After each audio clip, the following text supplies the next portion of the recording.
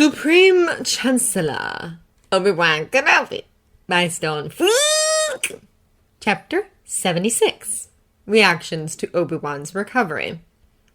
When the news of Supreme Chancellor Kenobi's recovery hits the holonet, the reactions didn't wait. They are many and varied: elation, anger, worry, fear, and relief. Obi-Wan stays away from the news. He has little interest in hearing what the news thinks of him on a continuous basis. Some of his men have taken it upon themselves to make a rundown of the most commonly expressed opinions to help Obi-Wan know what the people seem to be thinking.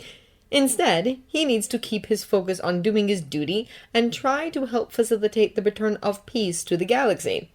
Nothing is more important than peace. Certainly not Obi-Wan's reputation. Asajj stares at the holoprojector, anger bubbling in her gut.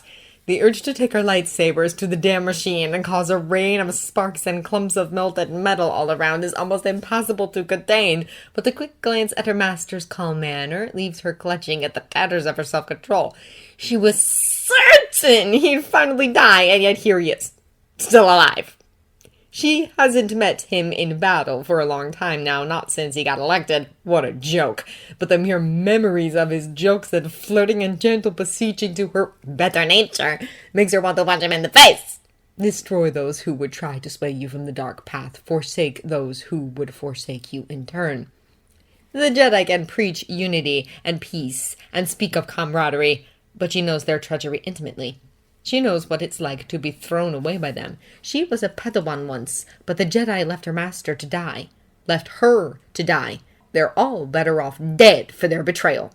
By her hand if she can achieve it, but she'll take it in any manner it's willing to come. Death to the Jedi. Long live the Separatists. She glances at her master once more. One day he will take her as his Sith apprentice officially. He will. Dooku can feel the emotions coming off Asajj in waves, though she's doing an admirable attempt at keeping herself in check.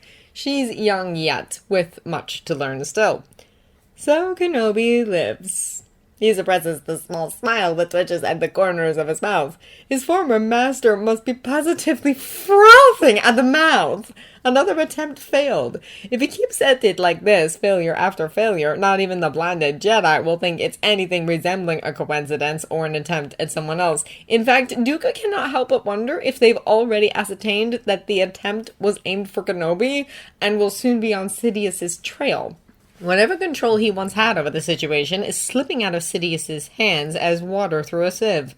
The last bit of Qui-Gon Jinn, his legacy, remains in the galaxy. Dooku has plans to make. The war still rages, even as more and more in the Separatist Senate are clamoring for a ceasefire and a reopening of negotiations.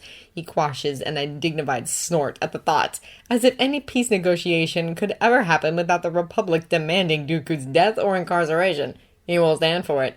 He will not become a prisoner among the Jedi, among people who were once his friends, family, and community.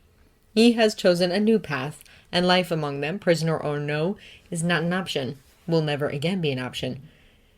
He cannot return to them. Cody has of course already received news from the temple itself regarding General Kenobi's recovery, but seeing it on the holonet somehow makes it even more real. He's not so stupid that he doesn't realize that it would be possible if the Jedi could have faked the General's survival, had him withdraw as Chancellor for health reasons, and pretended he needed to stay in the temple to keep morale among the troops up. However, the General is back in the Senate, has been caught on holo video walking around, blast as an ever-present shadow these days, and that cannot be faked. The relief he feels is almost overwhelming. He's not sure how he'd handle knowing that he'd failed his General, knowing that he'd lost his Jedi when he wasn't even there, that he wasn't there to protect him, that he wasn't even there to give his life for him. He's quite certain the shame and loss would have killed him. He looks towards his personal comm, remembering the message Rex sent him, and smiles. His brothers would have helped him get through, no doubt. Still, he's relieved it isn't necessary after all. The General will continue to do his duty, and so too will Cody. It's what he was made for, after all. Palpatine knew it was coming. Skywalker had told him as much after all.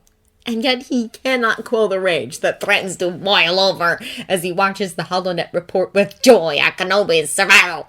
News anchors talking about how hope of peace has not been lost, for Kenobi still lives and is recuperating. As if Palpatine will allow peace to return to the galaxy as long as he lives. The only way the galaxy will know any resemblance of peace is under Palpatine's heel, once he's finally ascended the throne as Emperor of the Galactic Empire. There's little he can do about it for now. If he can't get rid of Kenobi directly, then he'll need to find some other way to damage the man's power. Some other way to stop him from mucking everything up. Pesky Jedi.